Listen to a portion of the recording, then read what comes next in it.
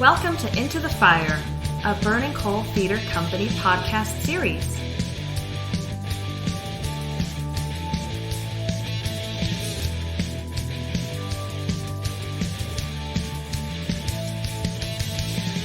Hi, I'm Jerome Davis. I'm the Artistic Director of Burning Coal Theater Company, and I'd like to welcome everyone to Into the Fire, the Burning Coal Theater Company podcast series on all things theatrical. Today we have 3 of the 5 playwrights who will be having their work performed as part of our KidsWrite 2022 Performance Festival. And they are, to my right, Graham, Millie, and Izzy. And rather than me telling you about them, I'm going to ask them to introduce themselves. So, Izzy, would you start and tell us who you are and where you go to school, and tell us just a little bit about the play you've written? Hi, my name's Izzy. I'm a junior at Enloe High School, and I wrote a piece called Fill in the Blank that explores mental health and personality disorders. Hi, my name is Millie. I go to Millbrook High School. I helped write the play Funny Business. It was a collective group of us who wrote it last year. Who were the other people involved? Some of my friends, Connor, Carla, Calvin, and Molly. Very good. And Graham? Hi, I'm Graham. I'm a sophomore at Enloe High School. I wrote Vince Gumshoes' Boom Service, which is a comedy mystery sort of mix play about it's I don't know if I call it abstract, but it's very kind of self-aware, I guess. I don't know, but yeah. Excellent. And Graham and Izzy, you have both worked at Burning Coal before as performers. Can you tell us a little bit about that? Well, yeah, it was extremely fun to work at Burning Coal over the summer of 2021. I met a lot of great people. We still actually keep in touch. It was really fun. That was like probably the biggest acting production I'd ever been in, and still is. But yeah, it was a super fun thing to do. I had a great time doing that, and I'm pleased to work with Burning Coal again, because I'm like, yeah, these guys know what they're doing. That was Shakespeare's The Tempest that you were involved with. That's and correct. Izzy, you were at the same conservatory, but 1 year previous to that. Yeah, we did Titus Andronicus, and it was my first on-stage performance since COVID hit, so that alone was great, and doing it with Burning Coal was wonderful, and they created such a great community there, and the show was very good quality, and I loved it, so I'm really excited to be doing more things with Burning Coal. Thank you. And Millie, how about you? How did you get involved with us? So I got an email a while back from my teacher, just like, hey, I submitted your play, and it won this contest, and I was like, I also didn't read this email until about 2 months after she sent it, because I'm really bad at checking it, so that's kind of how I found out about this. That's great. Now, have any of you written before, or was this play that you submitted, or that, in your case, Millie, your teacher submitted, was that the first thing you had written? No, I'd written a few other things, and then I write a lot in general. Spoken word poetry is something that I do a lot, and also just different songs and books that I write. Well, that's interesting. Spoken word poetry, is that created in the moment, or is it written out and then rehearsed and delivered? Sort of both. It kind of just depends on when I'm doing it. I see. Are there places where you're able to do that right now? So I've done it at school, and then also I just met somebody who did it, and they said that they could contact me. They're a professional. If they found anything that they thought would be good for me. That's great. That's terrific. Keep at it. That sounds like a lot of fun. Izzy, how about you? Previous writing? I'm really lucky that I go to a school that every year we have a playwriting unit. So for the past 2 years I've written in that, and I wrote poetry in middle school, but I would say this is the first show that I've written that I've really fully fleshed out. I see. And what was the first play you ever saw? Do you remember? The first play I ever saw was it was a musical, but it was Wicked. But the first play I ever saw was To Kill a Mockingbird on Broadway. Was that the one that's running now, the Aaron Sorkin adaptation? Well, that was a good one to start with. When you see something like that, do you think to yourself, I want to be in it? I want to write something like that. How do you come to writing? I mean, wanting to be an actor after you see actors performing makes sense, but somehow the writing part of it feels a little further afield. How does that happen for a young person? How do you decide you want to start writing? For me, I definitely initially was drawn to acting, and I was like, I want to be on stage. I want to bring these pieces to life. And then, like I said, my school has a playwriting unit every year. So through that, I kind of realized, I really like this side of it as well. And I got to explore that more and more. And the more opportunities I've had to write things, the more that I've really fallen in love with it. Are there writers that you're particularly interested in right now, either playwrights or other kinds of writing? I really do like Aaron Sorkin's work. I think he's phenomenal. This would be a high five moment if it weren't for the pandemic, because he's my favorite too. So yeah. Good. Graham, what about you? How did you get involved with writing? Well, me and Izzy both go to the same school, so I also have taken the, writing unit, and that was really fun to do. Funnily enough, the writing unit I did was also another miniature play, which I used the same character, Vince Gumshoes.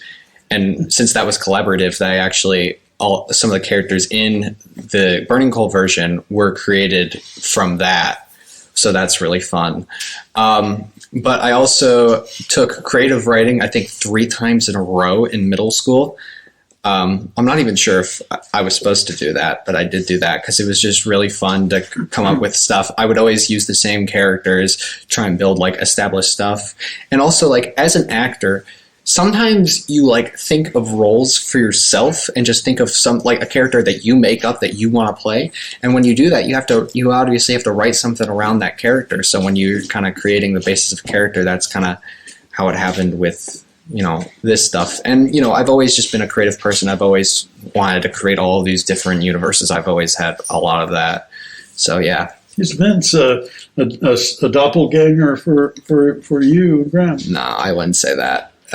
But he's definitely a very fun character to pretend to be and play as and, do stuff with. Interesting. Are there characters, Millie, in your writing that you particularly find yourself gravitating toward, or do you try to write characters that are much different from you? How do you approach character development?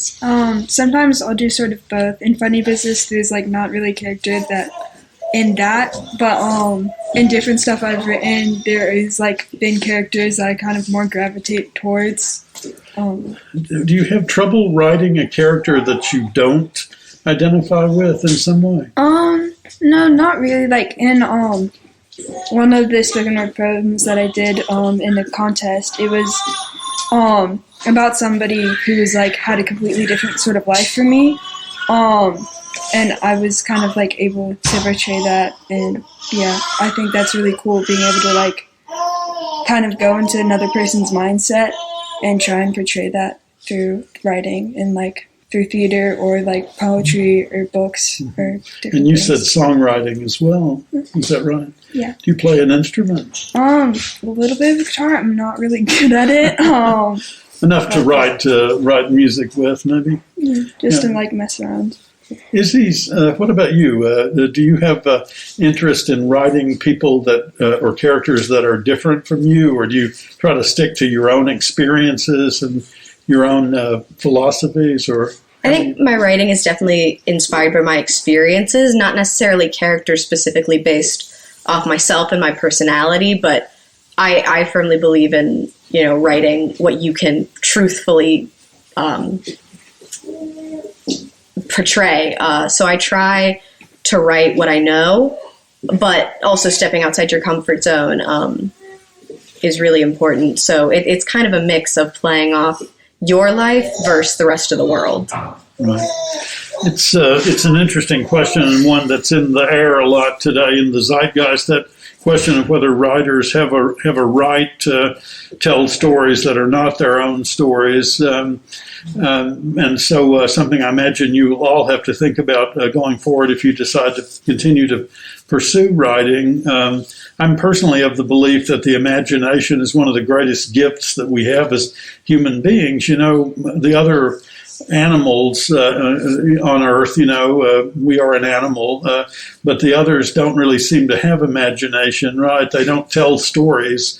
You don't ever drive down a road and see a group of cows gathered around listening to another cow tell a story about a group of cows that lived 300 years ago. You don't ever see that. But you do that with humans, and it has been done since the beginning of time. One thinks of the cave people, gathered around the campfire, telling the stories about the dinosaur they fought today, or the leopard, or whatever it was. And so I think storytelling has been an integral part of who human beings are and what they are, for better and for worse. What would you like to do, Graham, in the future? You still have a couple more years of high school. Do you think writing will be a part of your life going forward? Oh, absolutely. I mean, yeah, I have so much stuff that I want to create. I'm even I will say that writing is a little further down on the list, and I have a lot of things I want to do. I'll say that, but writing is definitely, I think, a big one. I have whole on screenplays I'd like to write. I would like to write some music. And yeah, I think writing will definitely be a big part of life. Maybe do some more stuff with Vince Gumshoes. I would love to do that. But also I have a lot of stuff I'd like to write in general. Mm-hmm. When you say you have things you like to write, do you mean that you have a kernel of an idea, or do you have the entire story already in your mind and just waiting to put it on paper? It really depends, I'd say. It super depends on... Some of both. Yeah, some are kernels, some are, basically just big planned out, or at least there's a lot of events planned out, but maybe not the in-between exactly. Do you have favorite writers? For play stuff? Yeah, or other. I guess there is this one mystery writer I really like that I have starred. I think his books are a little young for me. I'm sure I would enjoy them if I really went back to them. Yeah. But in terms of people involved in theater, I love breaking down Stephen Sondheim's music is always is so cool, and that's always so interesting to me. May he rest in peace. He used to anonymously submit crossword puzzles to the New York Times. Yeah. So a lot of the if you ever did the New York Times crossword puzzles, they were Sondheim's puzzles, and that's how he wrote his musicals as well. He liked to piece everything together, make it fit perfectly. Is he future work for you involved writing, do you think? Or I would really like it to. I have a lot of different avenues I want to explore in college because I'm starting to think about that. But theater will definitely be a part of my college experience, and I would like to explore writing more, absolutely. You said Sorkin was a big influence on you. What is it about his writing that you like? It just all feels very real to me. All the characters really come to life. The language is things that people would say in real life, and I think that being able to portray real life so beautifully through fictional words is a gift that he really has. I would agree. Millie, what about you? Any writers weigh heavily on your mind? I'm really bad at names, first of all, so I don't really remember much. I kind of just a bunch of different authors have kind of just shaped different aspects of my life and just how I write in general and how I piece things together. Yeah.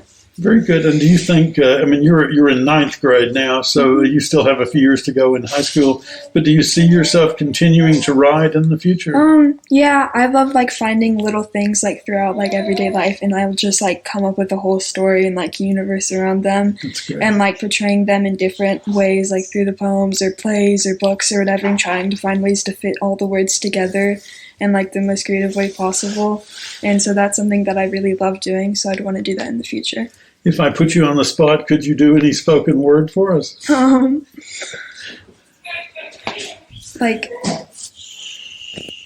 a random one or one I've already like done? Whatever you would like to do. I just think it'd be fun to hear something. There's one that I like. This was probably my favorite one. I'm not sure if I'd be allowed to.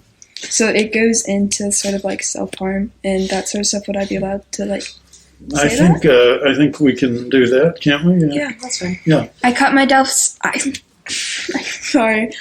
myself down smaller so I can disappear from this world with a poison atmosphere. I cut myself down to ease the pain deep down, and in my brain there are monsters that I fear, that I don't know how to make disappear. So I lock them up deep down, I hide my tears and frown, I hide them with a smile that is fake, but there's a crack in the door, and these are kind of decisions that I make, hit them with a smile so fake when the curtain is up. When the curtain is down, I cut myself down too. I try to stop, but the itching pain to scratch and cut away the skin that keeps me trapped in. The scars that run too deep in my soul, in my mind, and growing deeper in my skin. But in the end, I'm careful not to leave dramatic, long-lasting, start panicking about me scar, because they will try to end what's in my mind, but in the end, when they ask, I say I'm fine, because that is a lie, that is mine, but not only mine, but the many others who repeat that line and are lying. As the scars grow bigger and the food portions smaller, while sleep is absent, but dizziness present, unlike the oxygen in my lungs, as they try to fix the problem, only they don't know what the problem is. And in this life, I cut myself down, and that helps to drown out those who frown up and down upon me. And I wish I could stop. I beg myself to stop. At times, I just want to give up. But I'm too ashamed, too afraid. I ask myself, what gives you the right? That question keeps me quiet all through the night, and again at daybreak in the early morning light, and all through the day, until I wonder, what if I say? Then I ask again and again, it all begins, and no one will ever guess, because I'm a great actress, I guess. Or maybe they just don't care, they don't wonder, they don't notice, they're unaware, they don't look into my eyes, they don't see the lie, and until then, I guess I'm fine, but one day they will step behind the curtain at the end of the scene, they will see the real me all cut open, bleeding, and free. I cut myself down smaller so I can disappear from this world with a poison atmosphere. I cut myself down to ease the pain deep down in my brain, there are monsters that I fear. I cut myself down with the glass of my childhood mirror, shattered and broken like that life, and now sometimes I wonder about taking this one.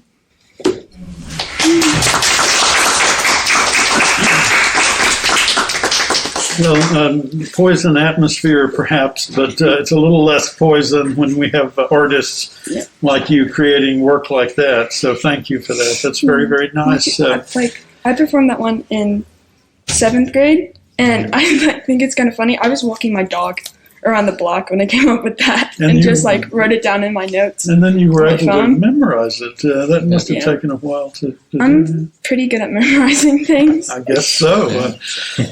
Nathalie Ray, who is our development director, is here with us at the podcast here at So-and-So Books, located at 719 North Person Street here in downtown Raleigh. For those of you who don't know, So-and-So is a terrific bookstore, one of the few that we have left that isn't called Barnes & Noble. And so we're encouraging everybody to come to So-and-So Books. Nathalie, can you tell everybody about the other two playwrights who were not able to join us here today? Yeah, so we have Bella Nesbeth, who wrote The Phone Works Both Ways, a monologue. I believe she went to Carey Academy, or she goes to Carey Academy. This will be her second KidsWrite entry. She wrote a piece about the life of Whitney Houston last year, which is very exciting. And I believe she's also going to be participating in our Oakwood Cemetery series in the fall, which is very exciting. So we're happy to have her getting even more involved in Burning Coal activity.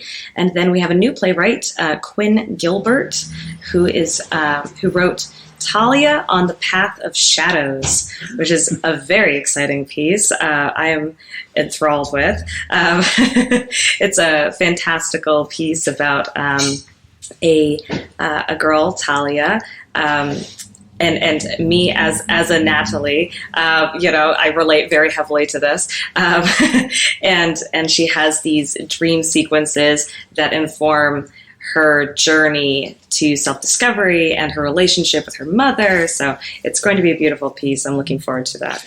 Well, folks, I'm going to ask for one last comment. If any of you have any comments about KidsWrite or about the process of writing the play, Graham, do you want to start us off there?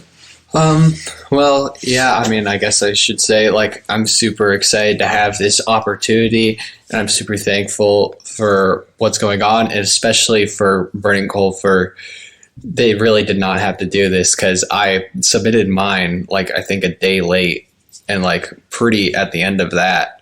So that was around midnight a day late, as I recall. Yeah, so Jerry got the email. on the border of 2 days late. But, yeah. Okay, good. And how about you, Millie? This was like a really cool opportunity. It was kind of like fun to just kind of stumble upon it when I checked my email.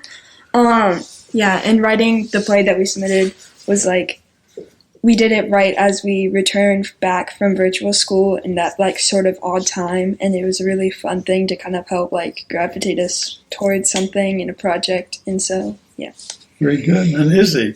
I'm just super grateful for this opportunity. It's going to be amazing to actually see something I wrote being performed by people, because I've never had that opportunity before. So I'm very grateful for Burning Coal. This year, we're going to say something else, Grant. This year, for the third year in a row, because of the pandemic, we will be releasing it as a live streamed event rather than as a live performance. Nathalie, can you give us the details on that? Yeah, so on May 27th and 28th at 7 p.m., it's for free on Twitch. If you RSVP on our website at burningcoal.org on the KidsWrite Festival page, you can RSVP and we'll send you a reminder link directly to our Twitch page. But it's completely free, and we will present our pre-recorded films of each of the plays as a live stream. So you'll be able to see all of the plays on both nights on Twitch, which Very is exciting. Good. Yeah. Excellent. I did also want to ask if we had any questions from the audience before we finished today. Yeah, that's a good thought. Any questions from the audience? Yes. I was just going to ask, how, and this is to all three playwrights, how did you choose your subject matter before you wrote it? Did you choose your subject matter thinking it was going to Burning Coal KidsWrite, or was it something you were working on anyway, and then the Burning Coal KidsWrite came into play?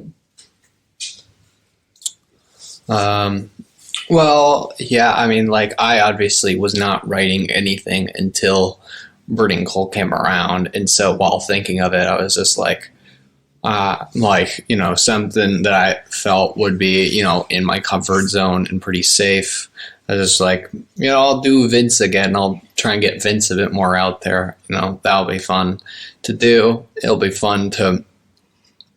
And I just already had experience writing a whole play for Vince. So I was like, what if that, but a bit, more or whatever. So I guess it's sort of both, because it was just like, I wasn't writing anything for that, but I was already familiar with that style or whatever. I was like, ooh, this is an opportunity to make something a lot bigger for that and get it actually produced, which is just actually really cool that I'm going to like have a recording or a thing of people like, doing stuff that I wrote. That's really abstract to me and crazy.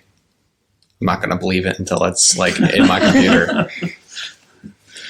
For me, so like how the topic came to be was like we were all kind of split up, and we had to each come up with like an idea for what we were going to write. And so the idea for Funny Princess wasn't originally mine, it was one of my friends, and we kind of just like expanded on that and continued to write that. And I think our teacher might have mentioned Burning Coal to us when we started writing it, but then eventually said that we couldn't submit it, I think.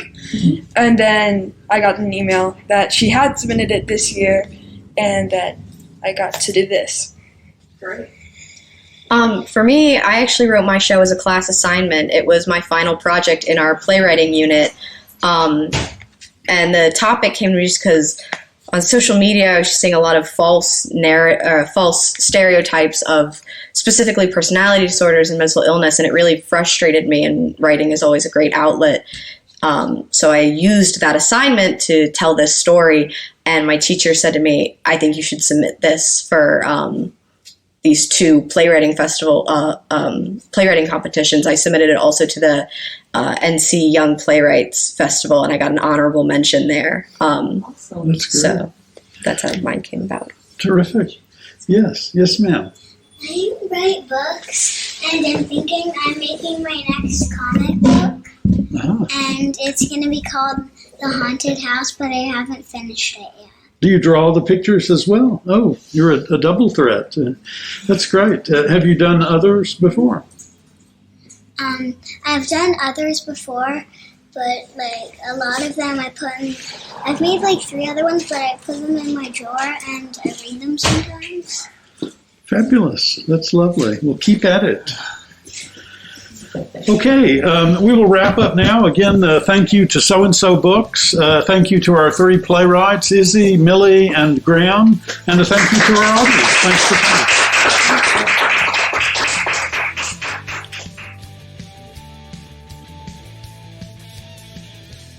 Thank you for listening.